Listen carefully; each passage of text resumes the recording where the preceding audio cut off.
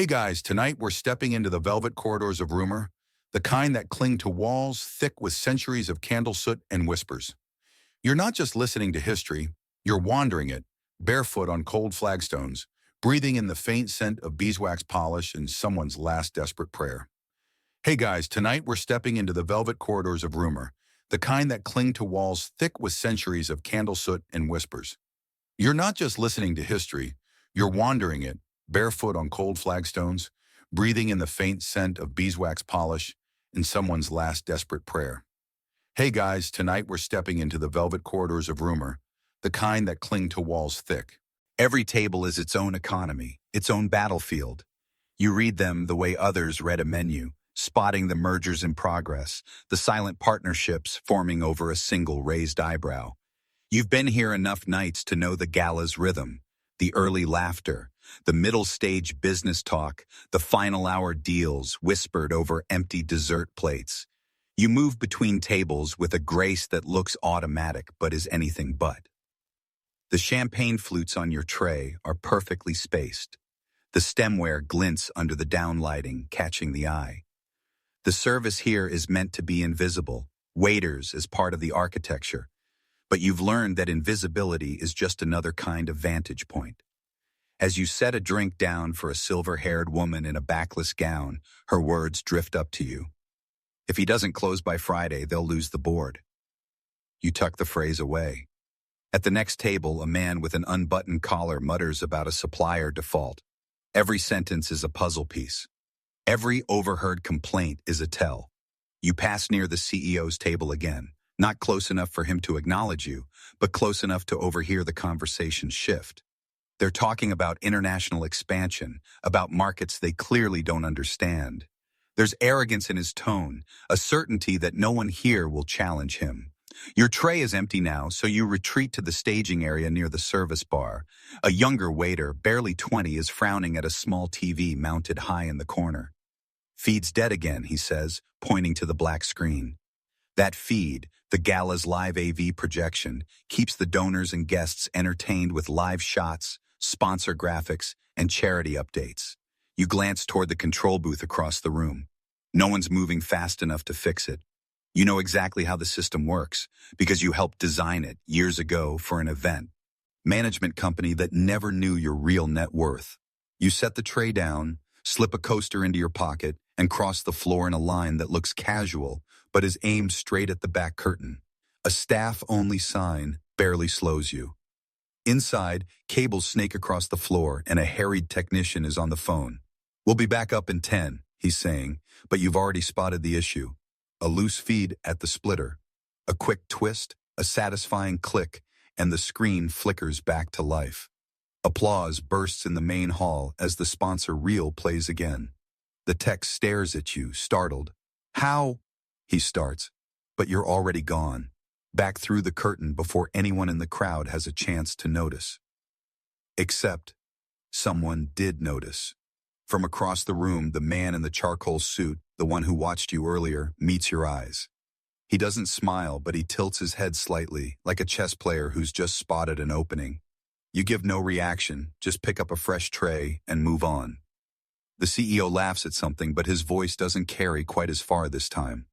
The night is shifting. You can feel it. The sponsor reel loops smoothly now, colors washing over the walls like tidewater. You drift along the ballroom's edge with a new tray, feeling the shift, not in the music or the lighting, but in the temperature of attention. The man in the charcoal suit, call him the Watcher, hasn't moved much, yet somehow he's closer, not in distance, in intention. You sense it the way you sense a storm before the clouds arrive. Hair prickling, breath deepening, focus narrowing. You pass the CEO's table without looking at him. The laughter there is a little too loud now, forced air pumped into a sagging balloon. He taps a spoon on glass to punch through his own lull. You let the note drift past you like it belongs to a different scene, a different film. A couple in evening black. It hesitates as you approach, the woman's bracelet catching light. "Thank you," she says, taking a flute. Her eyes flick to the screen that's no longer dead, then back to you. She doesn't ask how it got fixed. Most people don't want the thread that leads backstage. They only want the curtain to stay pretty. You pivot, and the watcher steps into your lane with effortless courtesy. He isn't large, but he carries space as if leases it. "Walk with me," he says, soft enough that only you hear. It's an ask shaped like a statement. You follow 2 steps behind, a shadow wearing a bow tie. He leads you toward the balcony doors, where the sound dulls into something hushed and cool. Outside, the night air tastes like rain against hot stone. A fountain whispers in the courtyard, moonlight netting the water. The watcher doesn't turn around. He just props his elbows on the rail and watches the ballroom through the glass as if it's a terrarium. "Good hands," he says. "On the tray, on the feed." You don't answer. The tray angle remains perfect, your knuckles quiet. The coaster you slipped into your pocket presses a flat circle against your thigh, a reminder of the neat solution you already delivered. Click. Problem. Click. Fixed.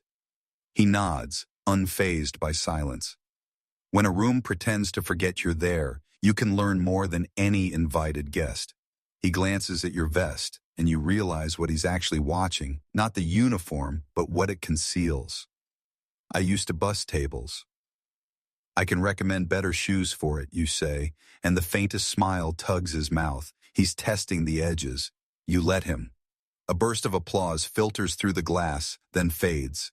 The watcher's reflection overlaps yours on the pane, 2 silhouettes that almost look like partners.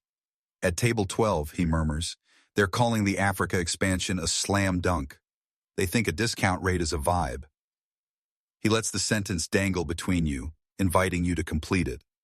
"In a high-volatility currency environment, and," you say, still watching the fountain, "a vibe won't service debt."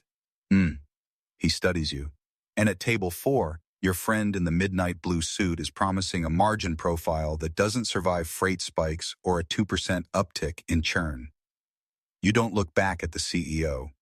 Someone told him recovery is linear if the charts lean up and to the right.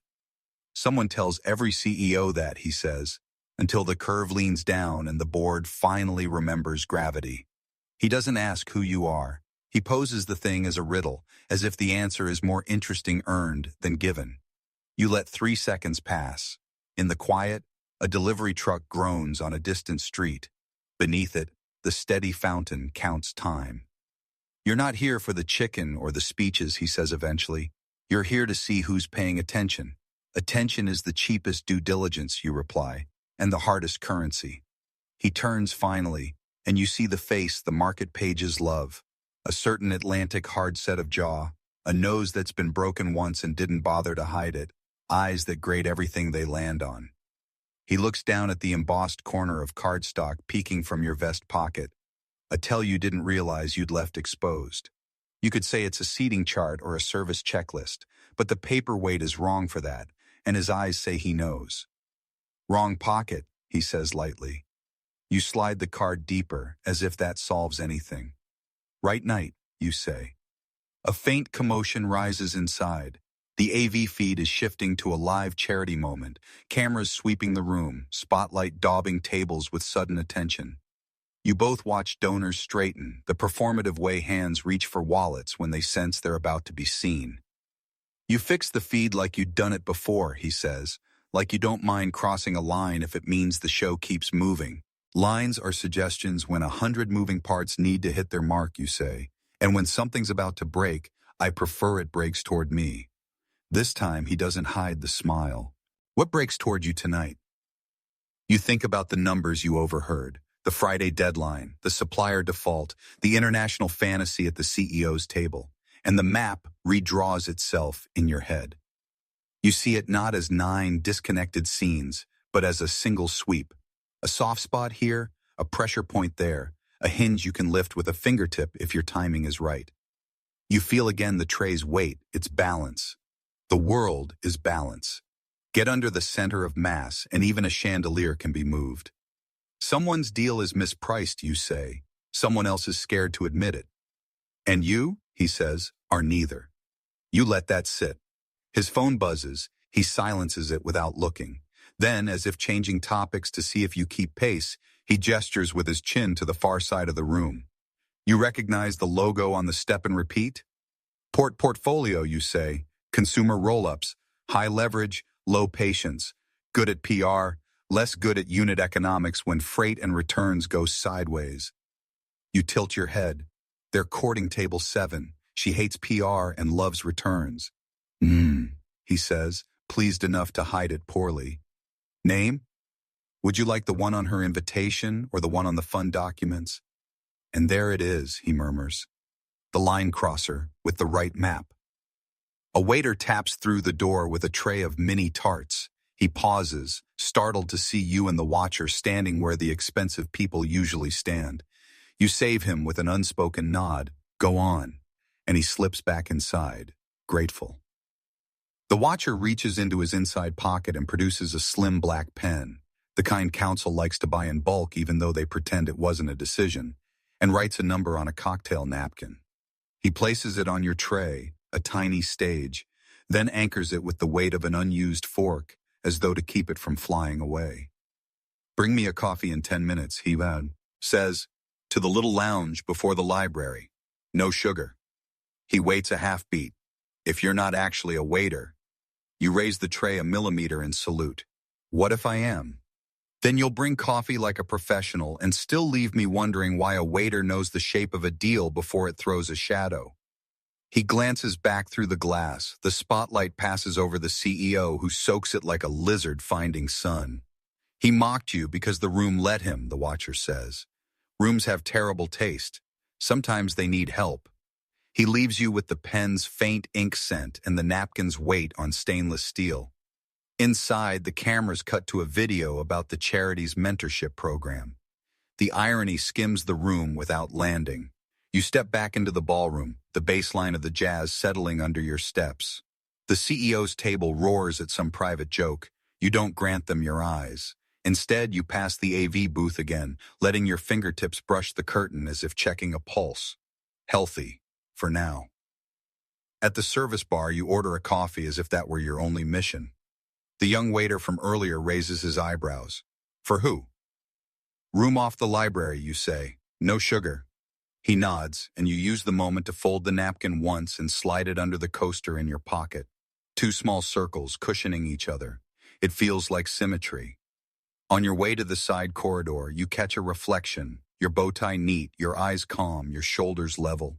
The man in the mirror looks like he belongs in every room he enters, because he remembers that rooms are just containers and people are the contents.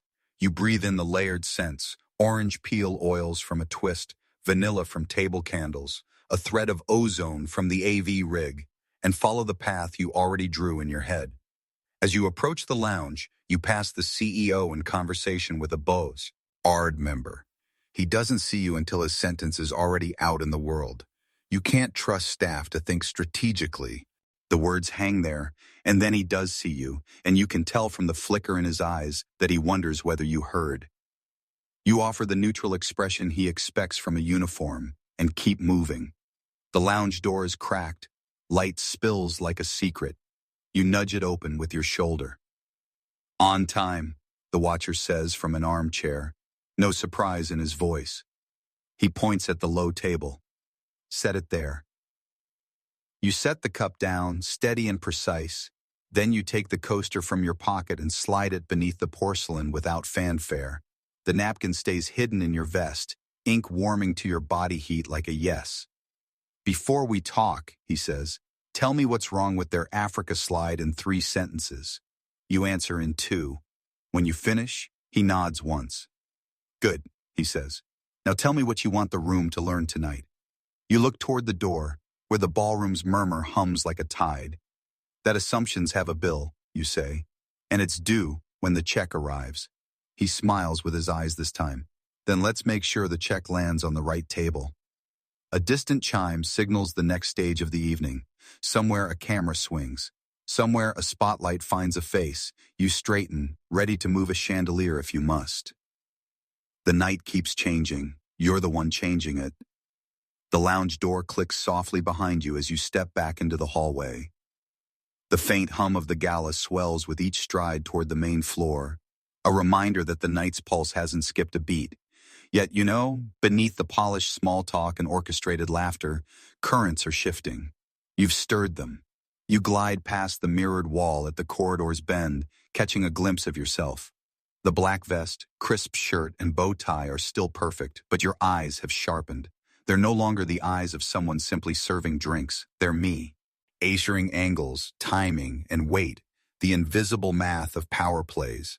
Re-entering the ballroom is like slipping into a scene you've already read ahead in. The tables glitter with cutlery and half-drained glasses, the guests arranged like pieces on a board. The white CEO is mid-story again, his hands describing exaggerated arcs, his audience leaning in. He doesn't notice you at first. That suits you fine. Your route takes you past table 12, the one with the confident talk about slam-dunk expansion into Africa. They're dissecting projections printed on thick cream paper, their voices low but urgent. You slow just enough to overhear. One man mutters about keeping currency volatility out of the deck for tonight's pitch, as if hiding risk will erase it. You store the sentence like a pawn you might need to advance later. Then, the opening comes.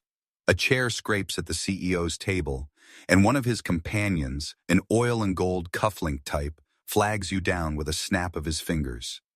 "Coffee, and bring the smart one here a puzzle," he says, jerking his chin toward the CEO. Laughter circles the table like a cheap cigar smoke. The CEO grins at you, but there's calculation in it. "Tell you what," he says, sliding a linen napkin toward you. With a pen from his inside pocket, he scribbles a series of numbers and a half-sketched graph. "You look like you've got a brain under that bow tie. Figure out how to make these margins work in the Africa expansion model. You've got..." He glances at his watch. 5 minutes. The table chuckles, some with amusement, others with the awkwardness of people who know the joke might not land well. You glance at the napkin. The numbers aren't random. They're pulled from the conversation you overheard earlier. But they've been bent, forced into a narrative that ignores reality. "Of course, sir," you say, tucking the napkin onto your tray. Your voice is level, neither deferential nor confrontational. You step aside, but not far. From your tray, you take the coaster, the same one from earlier, still warm from your pocket, and place it beside the napkin. In one smooth motion, you begin scribbling beneath the original figures, adjusting for actual freight volatility, regional market penetration, and hedging costs against currency swings. You do it without hesitation, each number snapping into place like a bead on a wire. When you return, you set the napkin in front of the CEO without a word. He glances at it, smirks, then looks again. The smirk fades. "You forgot to adjust for freight," you say quietly enough that only the table hears. "And churn rates aren't static. They never are." One of his companions leans over for a better look. "He's right," she says, tapping the corrected figures. "At those margins, you'd bleed cash in 2 quarters. The CEO's jaw tightens, but he forces a chuckle. "Guess the waiter's got a little MBA in him." "Something like that," you reply, straightening the coaster and sliding it back under the table's water pitcher. A ripple passes through the group, half curiosity, half discomfort. You've shifted the temperature without raising your voice or spilling a drop. And somewhere behind you, you can feel the watcher's eyes, even if you can't see him. The game has started in earnest now. The room just doesn't know it yet. The air around the CEO's table sharpens like glass. Your correction didn't just nick his pride. It drew a clean, invisible line down the middle of the room. People who noticed and people who are about to pretend they did. He set his wine down with a clap of crystal against linen and raises his voice half a notch, enough for neighboring tables to tune in. "Since our friend here enjoys numbers," he says, flashing a smile that has closed deals and started feuds, "let's give him something real to chew on." A few heads turn. A camera on a gimbal tilts lazily in your direction. The AV team loves a human interest beat between donor highlights. You feel the watcher somewhere on the periphery, attention like a lighthouse beam sweeping and returning. The CEO gestures to a server to fetch the small, standing flip pad that sponsors use for impromptu pledges. It lands beside the table with a soft thump. He fishes his pen from his pocket again and draws a quick axis, revenues and costs, then writes Africa in heavy strokes that dent the paper. "Okay, waiter," he says, performing to the crescent of faces gathering. "Make my margins work for this expansion, live." 5 variables, 2 minutes. He lists them, tapping the pad with theatrical precision. Freight, churn, FX, supplier delays, promo burn. Laughter stutters around the semicircle. Some are amused, some hungry for blood, some already uneasy. The napkin you corrected lies like evidence, a quiet square of truth amid silver and glass. You place your tray on a side stand. The coaster, the one you've carried like a token all night, sits there, a blank disk of potential. You pick it up, thumb its edge as if checking a coin's minting, and take your place by the flip pad. 2 minutes? You repeat, head tilted, or long enough to show you the part you're not seeing. A murmur. The CEO's smile tightens. 2 minutes. You uncap the marker, the scent of solvent rising. On the pad you draw 3 bars. Revenue, cost of goods, operating. You're assuming linearly improving unit economics from scale, you say steady. But your freight contracts are indexed to fuse. L, not volume, with a lag. Your returns spike when promo burn goes up because wrong-fit customers arrive in waves. You mark a simple slope, then notch it where supplier delay hits cash conversion. Your FX hedge is cosmetic. Options too far out of the money to matter, set for investor optics, not protection. A hush tightens. Someone from table 12 leans in, paper forgotten. A camera zooms. You set the coaster on the edge of the pad tray. Balance, you say, touching it with a fingertip. Your model is a chandelier. Pretty from a distance, heavy up close. You don't stand under a chandelier and pray. You find the center of mass and you move it. You draw a 4th bar. Cash buffer. Heads tilt, unexpected. You don't enter a new region without a buffer sized for the ugly tail. A quarter of supplier delays plus 2 standard deviations on freight spikes plus realistic churn. Not the deck version, the operations version. You click the cap shut. Do that, and your margin story is honest. Don't, and your Friday board vote lives in fiction. Friday. That word lands like a coin on marble, clean, ringing, remembered. You let it sit. The CEO's eyes flicker, the first undisguised tell of the evening. He didn't mention Friday. You heard it 2 rooms away and carried it here like a match in your pocket. The watcher's attention sharpens, felt, not seen. Cute, the CEO says, but the syllable is brittle. Words are cheap. What's the fix? You lift the coaster again, set it dead center on the tray, and spin it with your index finger. It whirs, true and even. You segment promos to cohorts with lower return probabilities. Incentivize repeats, not first buys. Freight. Renegotiate triggers using blended volume across regions for leverage, not this silo you've pitched. Supplier delay. Pay for a redundant node in the chain. It offends perfectionists, but it saves quarters. You look up, or cancel the expansion and stop feeding a story you can't afford. The bravest fix is the one that happens before the slide. Silence stretches. Then a woman in a jade dress, counsel by the posture, litigator by the eyes, nods once. He's not wrong, she says, the solidity of the sentence cutting cleanly through doubt. Our hedge is PR. There, an inner ring fracture. The CEO doesn't crack, but the micro muscles around his mouth betray strain. He searches for the laughter that buoyed him earlier and finds less of it. Tell me your name, he says, as if names restore hierarchy. Tell me your margin story, you reply, calm as a held breath, and the chuckles that follow aren't on his side. He changes tack. Let's make it fun. If you're so sure, put a number on it. He slaps the pad. What's the minimum buffer I need to sleep at night? You write it in one stroke.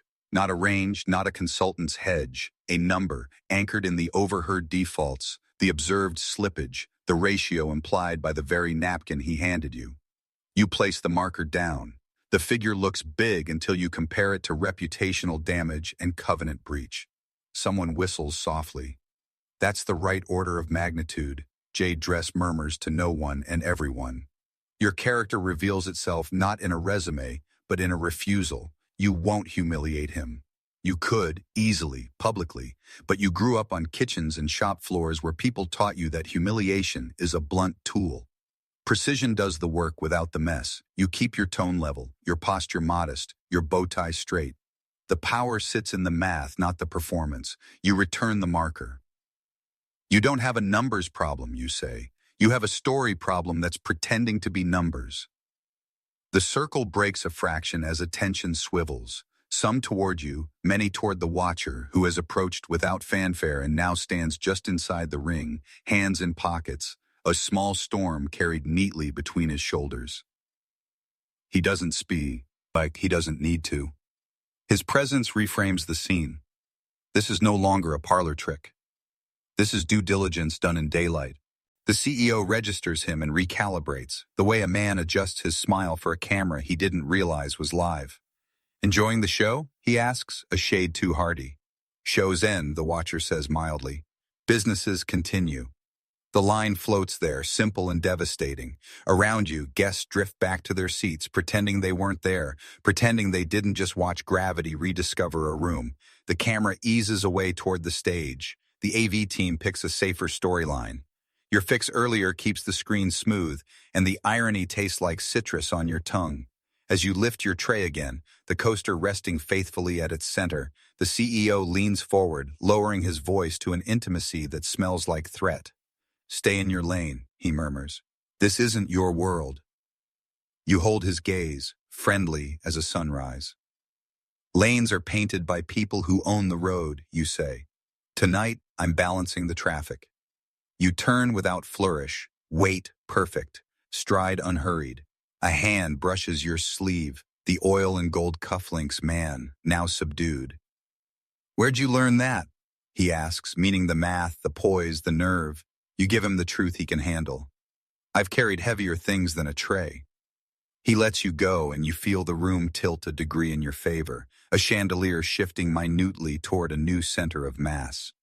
You move past table 12 and catch a scrap of confession. We need to model the buffer, and your mouth edges into a smile that doesn't show teeth.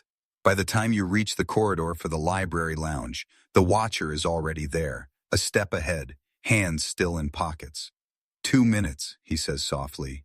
You used one. Lines are suggestions, you say again, and he nods. Once, decisive. Good, he murmurs. Now let's stop being interesting and start being useful. He turns toward the side room. You follow, the coaster warm against your palm. In the night a map you can read by touch. The library lounge is quiet enough to hear the clock's second-hand tick. A wall of leather-bound books stares down at you, spines glinting gold in the lamplight. The watcher takes a seat at a low table draped in dark green felt, gesturing for you to put the tray down. You set it there, coaster and all, before sliding into the opposite chair. He studies you for a moment, like he's weighing not what you've done tonight, but what you might be capable of doing if the leash were gone. Finally, he speaks. I don't like surprises, he says, but I like being wrong about people even less. You're not here to pass out champagne. You lean back just enough to break the server's posture, resting one ankle on the opposite knee. I'm here to see who thinks they own the room, you reply. He taps the coaster you've been carrying. And you think you can move a chandelier? You smile faintly. I already have. From his jacket, he pulls a thin folder, matte black, embossed with a logo you recognize from high capital plays.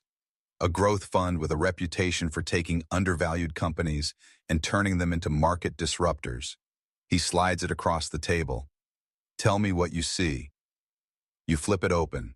Inside, a one-page overview of a logistics firm based in West Africa, already on your mental map from tonight's overheard conversations. Numbers, acquisition targets, a proposed timeline, none of it matches the optimism you've heard from the CEO's table. This is the unpolished version, the one with red ink in the margins. They're about to overpay for a distribution network that hasn't weathered a single currency shock, you say. Supplier redundancy is a fantasy at current margins. And if fuel prices stay where they are, they're underwater by Q3 next year. He nods slowly, eyes never leaving yours. And the fix? You glance toward the door, making sure you're alone, then lean in. Roll-up model. Merge their network with a mid-tier competitor already hedging in 3 currencies. Build redundancy in Nairobi, not Lagos. Fund it with a strategic equity injection from a partner who knows the region. Someone like, you pause, your fund. The corner of his mouth lifts. You've already run the math. Before I walked into the ballroom, you admit. Tonight just confirmed it. For the first time, he laughs, not loud, but enough to loosen the air between you. I was told you were here under the radar, he says. No one told me you'd be holding a $300 million blueprint in your head. He leans forward, resting his elbows on the felt. Let's say I like this. How fast can you move? You meet his gaze without blinking. Fast enough that the contract's signed before the wrong people know they missed their shot. From the breast pocket of his jacket, he produces a card. No logo, just his name and a number embossed in silver. He slides it across the coaster, a deliberate gesture that makes it feel like part of the deal. You're in the room now, he says, not as staff, as the person who decides where the next light falls. Before you can respond, a ripple of sound filters in from the ballroom. Applause, then a quick rise in conversation. It's the kind of shift that means someone important just left their seat, or something important just landed on the table. The watcher's expression hardens. That'll be him, he says, meaning the CEO. He's heard enough to know the night isn't ending the way he planned. You stand, sliding the card into your vest pocket beside the coaster. Then we should be where the next move happens. He nods once. Let's go show him who's writing the ending. You open the lounge door together, stepping back into the noise and light.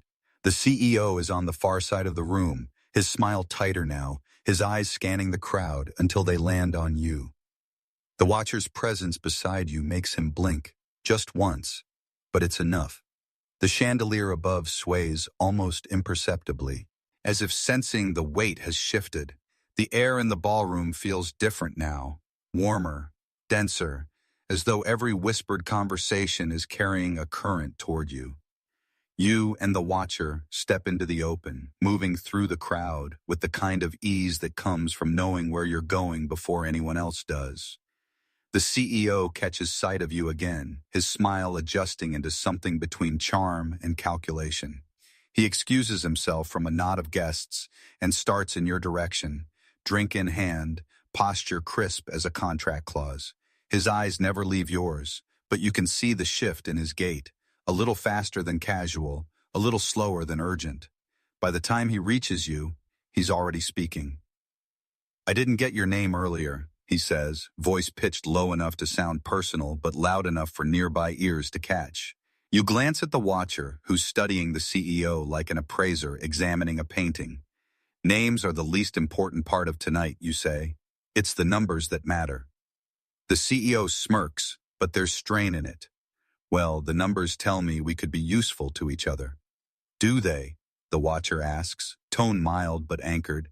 Because the ones I've seen suggest otherwise. The CEO's jaw flexes, a flash of irritation crossing his features before he smooths it over. We're expanding, he says, turning to you. Africa's just the start. We've got capital, distribution, a board hungry for growth. And no buffer, you reply evenly. No hedge worth the term, a supplier network one delay away from bleeding out, and a freight index that'll eat your margins alive. You're not expanding, you're gambling. The words land like a soft hammer. Around you, the conversation at nearby tables thins, ears tuning in. The CEO's grip on his glass tightens just enough for you to notice. The watcher steps in. Here's the problem, he says. You've got a room full of people willing to buy the story you're selling until someone walks in with the real numbers.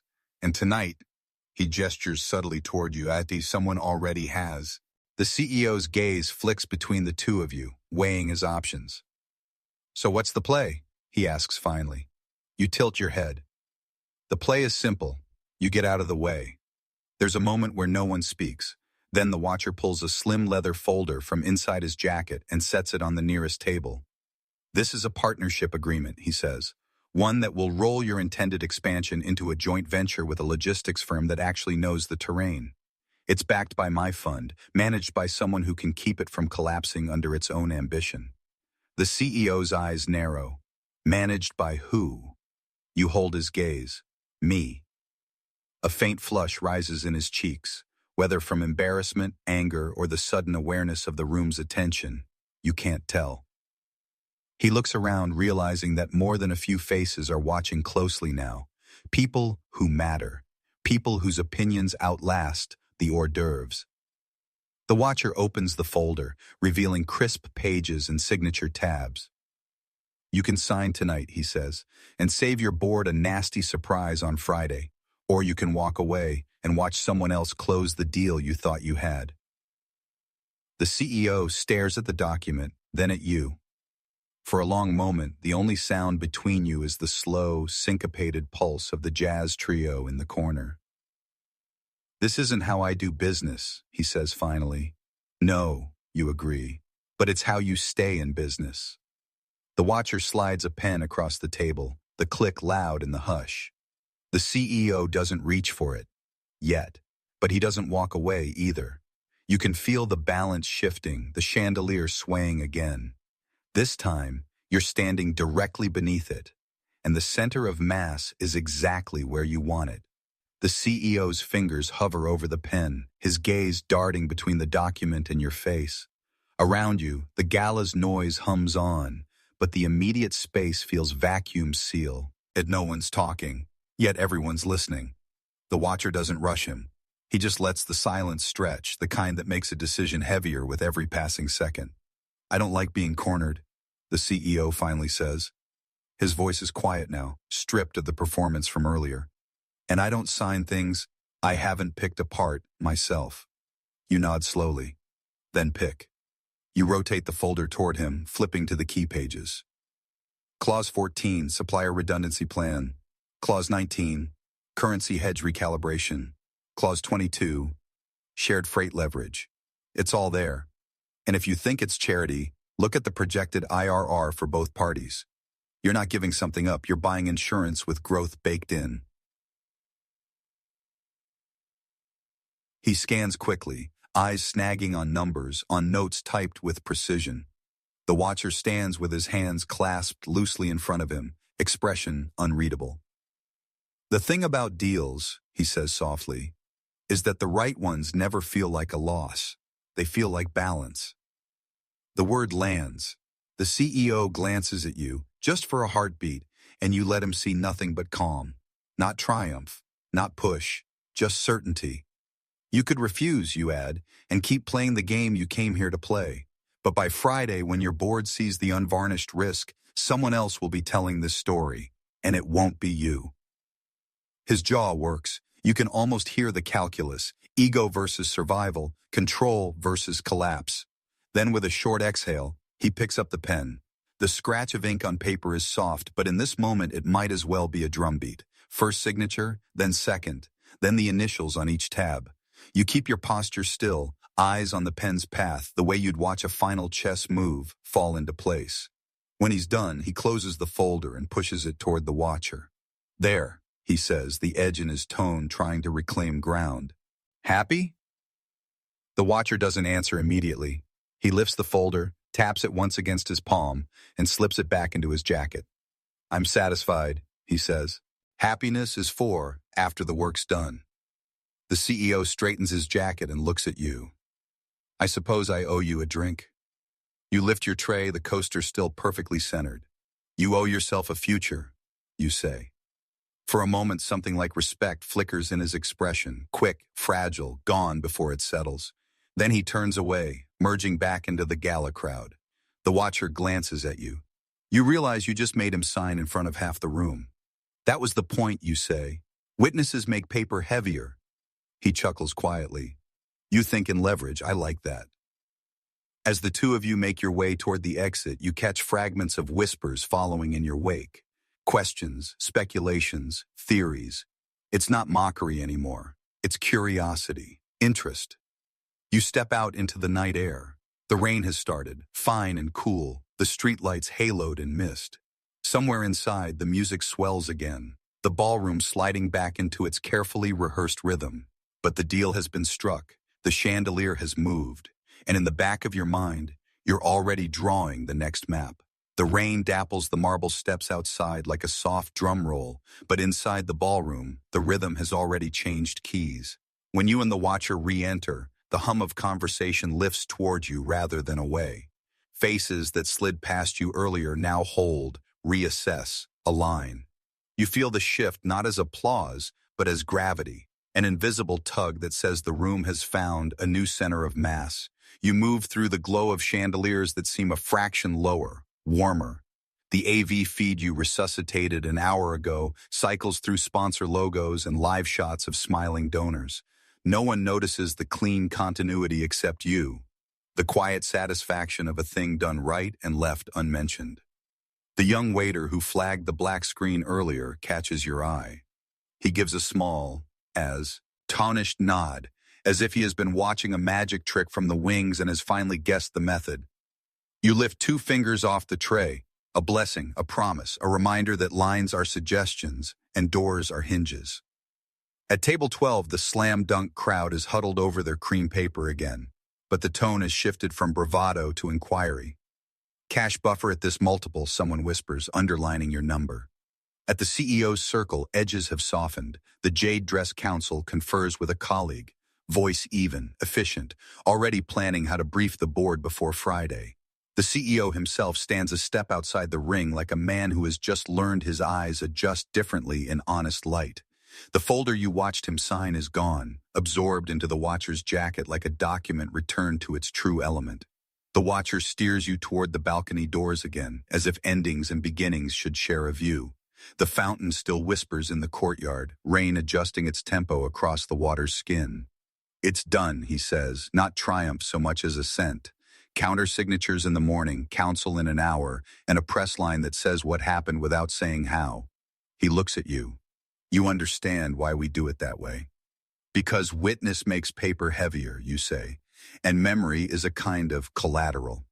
He smiles with his eyes, because dignity scales better than spectacle. He slips a smaller envelope from his pocket, thick, unbranded, a clean tear waiting where someone else might have sealed it with a logo. Inside is a single page on letterhead you recognize only by the weight of the stock. Managing partner, interim appointment. Your name sits there in precise type, not as a surprise to you, but with the same inevitability the night has been building toward since the first clink of glass. You wrote this before the gala, you say, too, earning the page so the rain-lit window ghosts your reflection across the ink. I wrote 3 versions, he answers. This is the one you made possible. A beat. Coffee, no sugar in the morning. It's not a joke and not an order, it's a rhythm, a callback, a quiet proof that the night's pattern holds. From behind you, the CEO's voice approaches, stripped of performance, the words carefully measured like a man learning his mouth is heavy with consequence. I owe you an apology.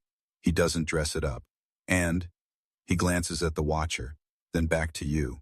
I intend to be worth partnering with. You let the words arrive and land. He's not smaller now. He's honest-sized, and the room is better for it. Then pay on time, you say gently, and tell the truth in the deck. The smallest laugh escapes him, unexpected, human. That I can do. He hesitates. I meant what I said about the drink. You shift the tray, the coaster still centered like a compass rose. Rain check, you say. There's work to do. He nods and returns to his counsel, a man with Friday on his mind and a different kind of headline in reach. You and the watcher linger at the glass a moment longer. Beyond the courtyard, tires hiss on wet avenues, and the city smells like stone and ozone and a clean slate. Inside, the band eases into a late standard, brushes whispering across the snare the way the fountain whispered at the start, both of them keeping time with the clock you heard in the library lounge when the second hand was the only applause. You look at your reflection, vest, bow tie, calm eyes, and see it for what it is. Not camouflage, not penance, but practice. Carrying weight until weight forgets it is heavy. Balancing a tray until balance becomes a worldview. Reading a room until the room learns to read itself. The young waiter passes again, arms full of plates, and you tilt the tray to shift the coaster's center toward the weight in his hands. An invisible lesson, a shared secret. Attention is the cheapest due diligence. You told the watcher Earlshaw, year. Tonight it purchased a $300 million contract and something more valuable. A story corrected without a scalp claimed. A room taught without a voice raised. You are not a waiter tonight, and you are never just a fund. You are the person who moves the chandelier without breaking the ceiling. And as the rain continues its quiet drumming, you step back into the light not to be seen, but to keep seeing. For the business, for the people, for the next room that needs its balance restored. The night exhales, long and even. The chandeliers cool a shade as candles gutter to soft embers, and the music lets its last notes travel a little farther before they fade. You set the tray down for the final time, the coaster centered and still, and let your shoulders loosen the way a harbor loosens its hold on a departing ship. The contract is inked, the board's Friday has a kinder horizon, and somewhere a young waiter is going to sleep believing in what he saw more than what he was told. Outside, the rain rinses the sidewalks clean. Cars slide by like patient thoughts. You walk beneath awnings that flutter and settle, every breath tasting faintly of citrus and warm stone, and the city feels less like a maze and more like a map you can fold with one hand. The watcher's card presses a steady rectangle against your chest. The envelope rests beside it, weightless compared to the choices it represents. You are already listing the calls to make, the redundancies to build, the language to strip from the deck, until only truth remains. When you reach the corner, you stop, not to look back, but to feel the way the night has changed shape around you. Rooms will keep trying to decide who belongs in them. People will keep drawing lines. But balance remembers, craft remembers, dignity remembers. You turn your face into the rain and let the world steady itself across your palms, the way a tray steel dies when it trusts the hands that hold it.